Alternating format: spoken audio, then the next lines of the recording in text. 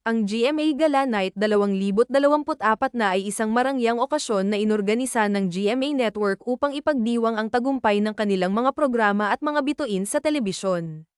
Ginanap ito sa isang premyadong venue sa Metro Manila, na dinaluhan ng mga kilalang personalidad sa industriya ng broadcast, kasama ang mga artista, producers, at executives ng GMA Network.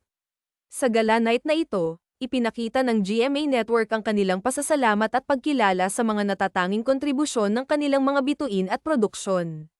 Mayroong espesyal na mga pagtatanghal mula sa mga sikat na kapuso stars, kasama ang musical performances at mga makabuluhang pagkilala sa mga nag-excel sa iba't ibang aspeto ng telebisyon.